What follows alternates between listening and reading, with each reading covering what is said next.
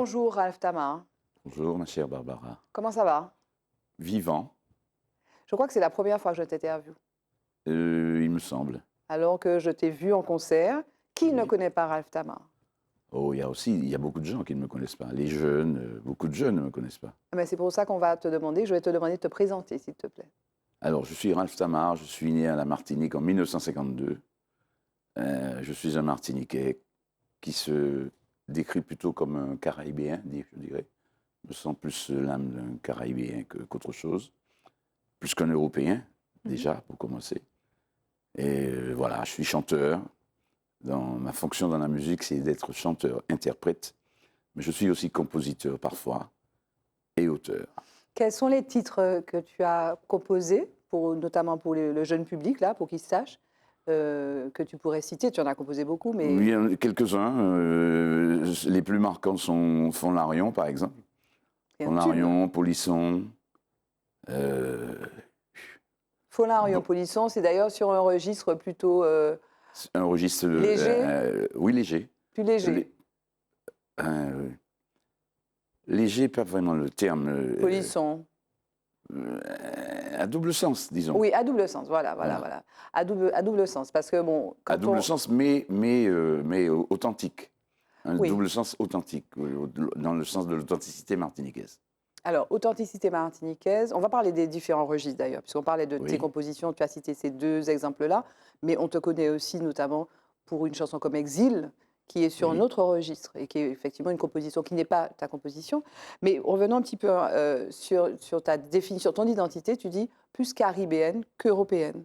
La Caraïbe, pourquoi? Parce que c'est géographique, c'est la proximité, mais c'est en tant que chanteur aussi une forme de proximité avec la musique caribéenne. Mais c'est pas seulement géographique, c'est culturel. Je me sens très proche de la Caraïbe latine.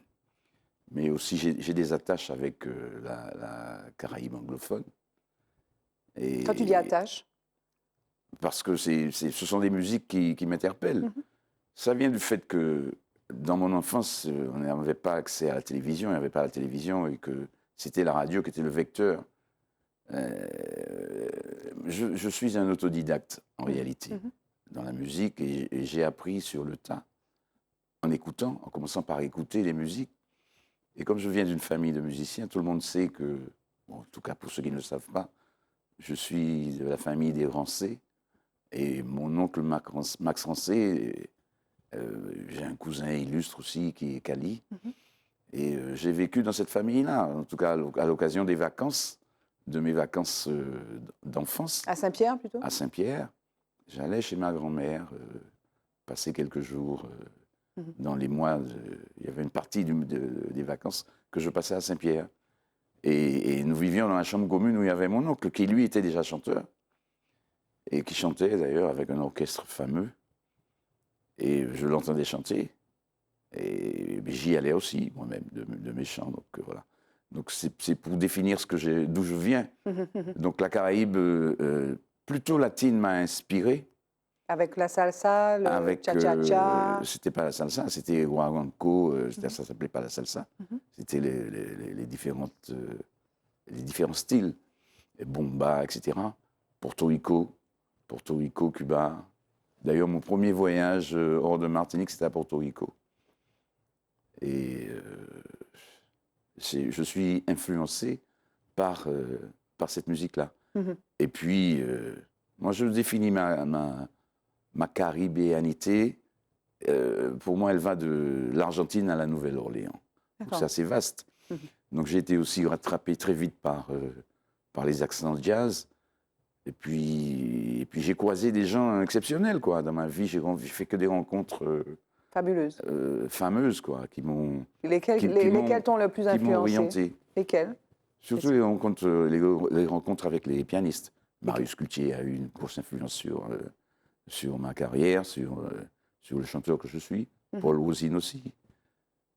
J'ai des compagnonnages aussi que je fais avec... J'allais t'en parler. J'ai beaucoup beaucoup d'affinité avec les pianistes. Oui, tu travailles beaucoup. Enfin, un chanteur, c'est vrai que le piano, c'est un instrument très mélodique, c'est l'accompagnement idéal. Il n'est pas seulement mélodique, il est surtout harmonique. Et moi, c'est ça que je retiens, c'est ça qui m'attire dans la musique, c'est l'éventail harmonique qu'on peut avoir dans la musique. D'ailleurs, les gens avec lesquels je travaille, Mario Canonge notamment. les compositeurs avec lesquels je travaille, c'est ceux qu'ils apprécient dans ma façon d'interpréter. Et puis j'essaie d'habiter Le texte. les choses qu'on me donne à chanter. Pas seulement les textes, mais j'appelle ça les tableaux. Les tableaux les costumes qu'il faut mettre et les tableaux qu'il faut décrire. J'essaie de les habiter. Et alors, tu aurais pu ne pas être musicien? Oui, j'aurais pu ne pas être musicien, parce que quand j'ai commencé à travailler, j'ai d'abord été géomètre. Ah oui? Oui. Je te savais banquier. J'étais géomètre avec M. Dubois, Victor Dubois, ah oui. l'illustre géomètre, n'est-ce pas? Et puis j'ai atterri dans la banque. Pourquoi? Parce qu'il fallait... Pourquoi? Parce que j'étais déjà un musicien, et le travail de géomètre, il faut être avant l'aube levé, et il fallait parcourir. C'était très utile parce que par ce métier, j'ai parcouru la Martinique, quoi, de fond en comble. Parce qu'il fallait aller arpenter partout, c'est les propriétés privées. Donc j'ai rencontré les indivisions, etc. C'est un peu de social dont je parle. Et c'était toujours, c'était pas chez des gens, nous allions arpenter pour des petits gens, je dirais, des gens ordinaires. Oui. Et donc Voilà. tu as été banquier et puis tu as fait le choix de la musique. Et puis j'ai été banquier, et puis la musique a pris beaucoup d'espace. Puisque... Tu travailles avec Malavoie notamment. Oui. Et puis il fallait... Toi, tu as fait le choix. Tu as fait le choix de la professionnalisation, oui, alors que d'autres ne l'ont pas fait. C'est ça. Bon, alors, ça m'a obligé à être plus pointu dans mon métier. Donc j'ai appris tout ça. J'ai passé beaucoup de temps aussi avec Chico Gelman Qui est un pianiste. à entendre, à bien entendre et à bien lire les partitions, etc. Donc, Chico Gelman, pour ceux qui ne le connaissent pas, c'est un pianiste extrêmement fameux et extraordinaire. Oui, oui. Et donc, tu prenais des cours de chant, de piano avec lui? Non, j'allais dans la coupure du midi à la banque. Comme son atelier était juste à côté. Non? Oui, au Nassaunan, oui. Tout à fait. Et j'allais là tous les midis, passer une heure à 1h30 avec lui, à faire des exercices. Et il jouait. Et lui, il a l'oreille absolue d'ailleurs. Oui, il jouait, mais surtout, et nous chantions. Oui. Je chantais les choses les plus difficiles. Lesquelles? Beaucoup de choses. Quelle est la chose la plus difficile? Parce que quand on prend des cours de chant, pour ceux qui n'ont jamais pris de cours de chant, tu peux rester des mois et des mois sur une même phrase, à répéter des notes qui sont effectivement peut-être perçues comme difficiles, non? Oui, enfin bon, je ne sais pas parler, je ne suis pas très pédagogue, je ne sais pas parler de la difficulté technique du chant. Je sais que il faut remettre à chaque fois sur le métier la même chose. Donc, je ne me souviens plus des livres que nous ouvrions pour chanter, mais c'était beaucoup de l'opéra italien. Et donc, tu as beaucoup travaillé. À notre sauce, oui. J'ai beaucoup travaillé pour domestiquer mes cordes vocales et qu'elles soient obéissantes.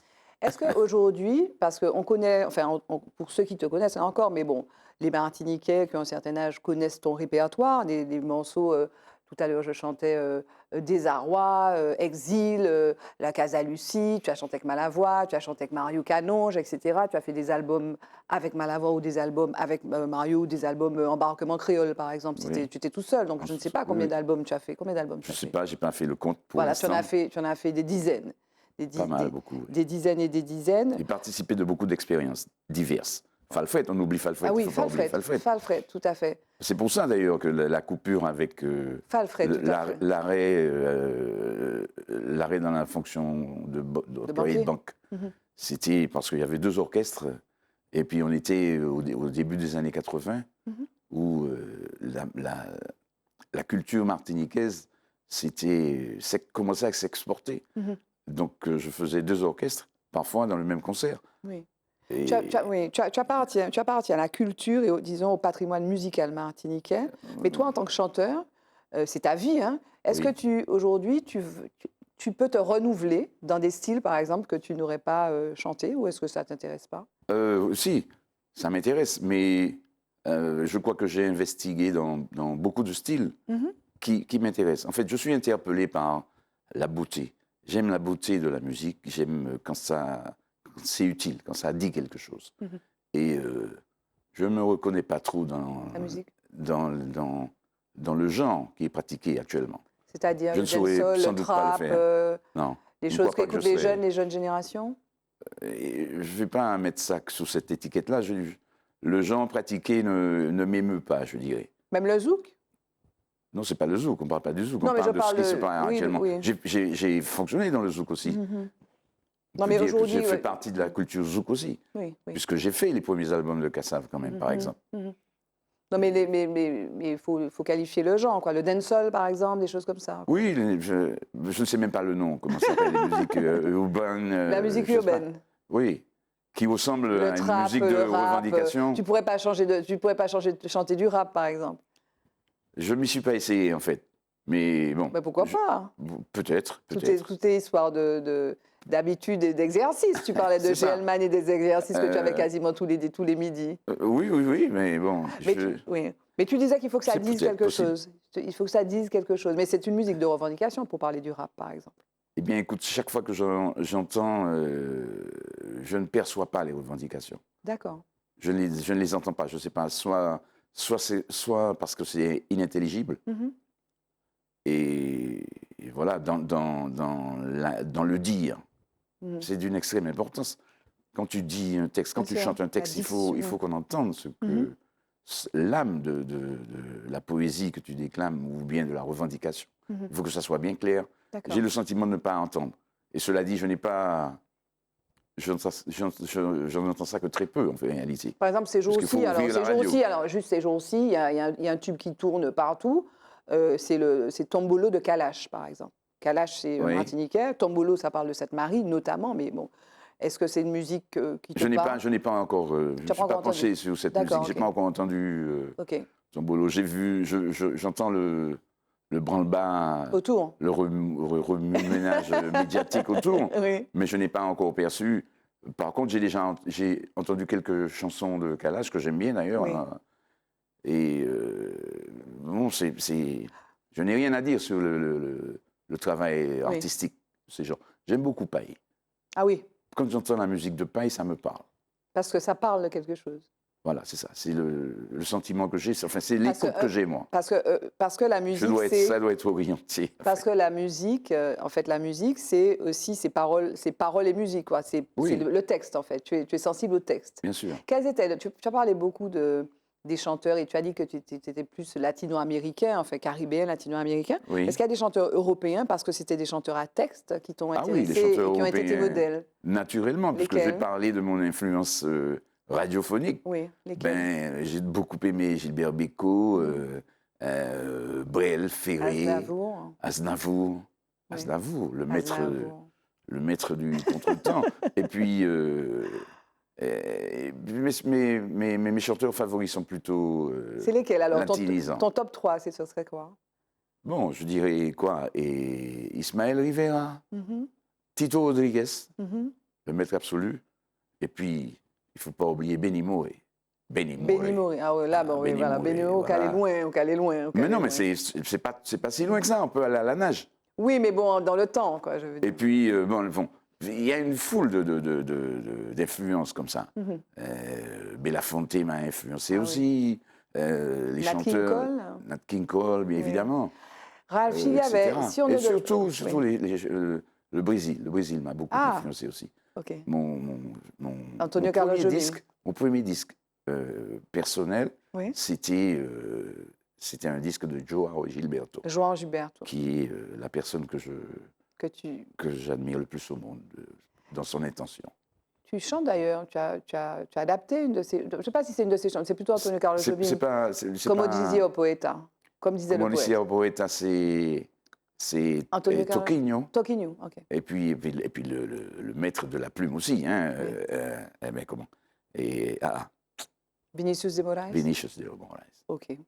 Voilà. Alors, si on devait retenir Que j'ai vu d'ailleurs, je veux te raconter une anecdote Oui. sur ça, à ce propos. Oui. J'ai vu Vinicius de Moraes avec Toquinho. Mhm. Et à l'époque, c'était à l'Olympia de Paris, nous faisions je participais de l'histoire avec Marius. Et nous faisions les premières parties de Manu Dibango, Ah, qui faisait l'Olympia à ce moment-là, une dizaine de jours. Et après le concert de Manu Dibango, à l'affiche, c'est-à-dire à partir de 22h, 22h30, il y avait Toquinho mhm. et Vinicius de Moraes et Maria Creusa Wow. qui jouaient. Et donc, je ne me sentais pas de l'Olympia. J'ai un témoin d'ailleurs avec lequel nous vivions ça, c'était Christian Charles Kiki. C'était le Voilà, trio, c'était magnifique, Bossa Nova, extraordinaire. Musica Popular Brasileira. Ouais. Ralph, Oui. si on ne devait retenir de toi qu'une chanson pour Wow. les publics qui ne te connaissent absolument pas, voilà, ce serait quoi? Tu voudrais qu'on dise cet homme-là a chanté cette chanson? Bon, il y en a beaucoup. Ouais, j'ai Non, du non, mal. non, non, non, une, j'ai Une dit. seule. Bon, Une. Exil, allez. Exil. Exil. Ça Exil. dit qui tu es. Exil, ça, oui, ça parle de quelque chose de très précis. Mhm. Et ce Oui. serait encore valable aujourd'hui, Exil? Bien sûr, Mhm. c'est intemporel. Formidable plume aussi. Mhm. Ina Césaire. Formidable compositeur. Mano Césaire. Tu vois, c'est franchement. C'est pas le nom Césaire qui est important. C'est ce qu'ils ont fait. C'est le caractère de ces gens-là. Mhm. Quel Quelle authenticité. oui, quel volume aussi. Oui. La suite pour toi, c'est quoi? Donc, c'est du live que tu continues. Oui. Voilà. Et puis, Je sais pas, j'ai beaucoup de. J'ai quelques perles dans ma corbeille. Mhm. Voilà, maintenant. Des nouvelles la compositions? production de disques, oui, beaucoup de choses nouvelles, Ah ouais. fraîches. La production est devenue une chose assez difficile maintenant. Les disques ont du mal à se vendre, etc. Donc, il faut trouver. Mhm. Mais tu es en cours. Soit un faire avec ses propres deniers, ou alors. Ouais. C'est difficile. C'est difficile de trouver un producteur. Le mot de la Produire fin. comme il faut. Le mot de la fin, ce serait quoi?